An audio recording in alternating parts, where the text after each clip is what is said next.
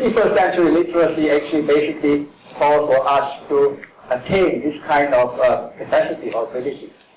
Find and validate information, synthesize them, leverage on them, communicate in that, collaborate, and make use of them to solve problems.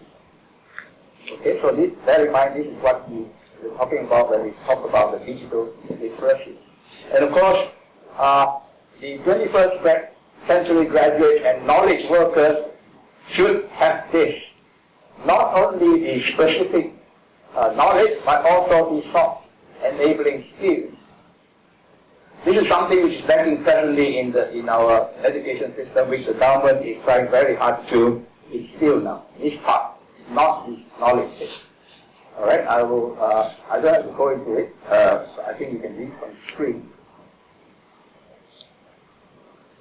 So, at the same time, the 21st century teacher will have to engage students. This is the main focus of my talk.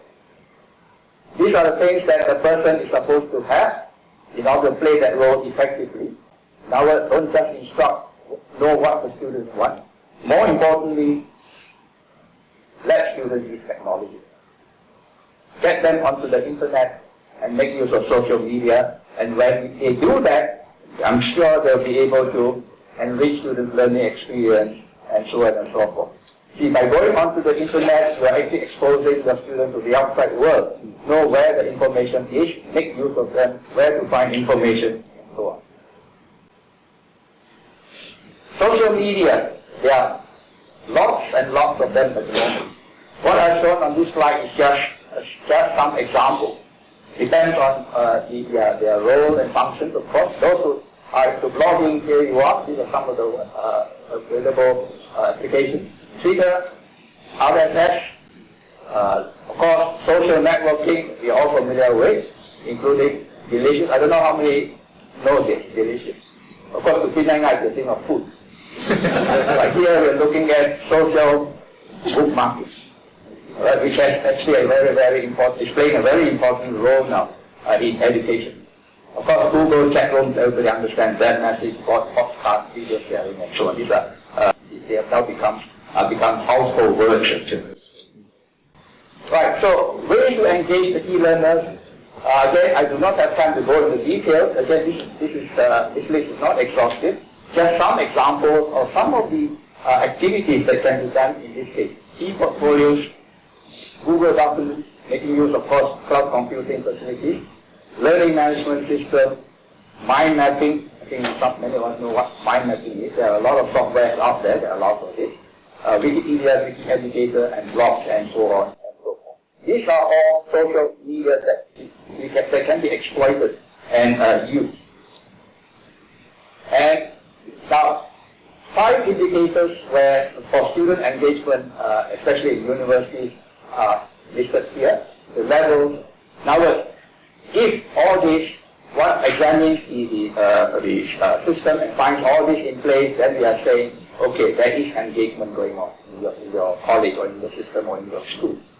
Look at, these are the criteria: level of academic challenge, collaboration, of course the student-instructor interaction, whether the students are gaining good education experiences, and whether, of course, the supporting learning environment is there. So if one will assess this and find them to be yes, yes, yes, yes, and yes, then I think you are in a good, what do you call the learning environment. And some of the best practices that we have seen based on reports and so on is, of course, can be summarized briefly here.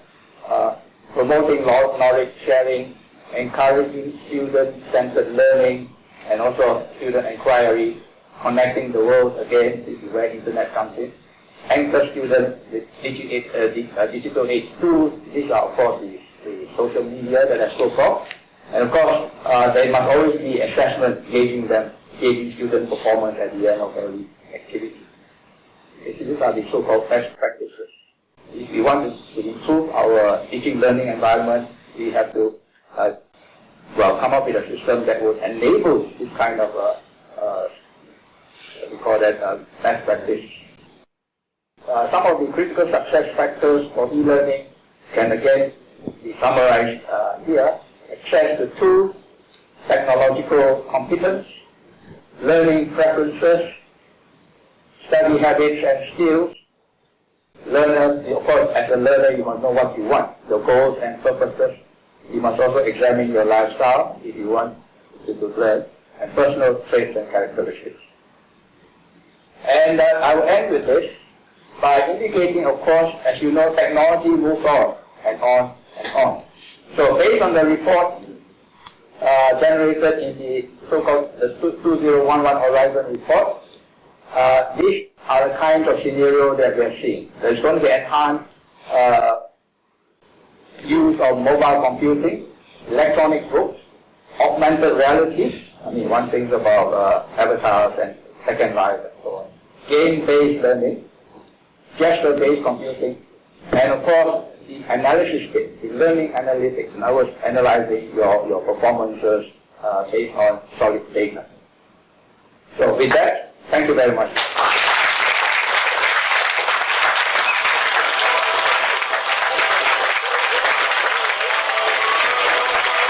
Thank you, Professor Hall.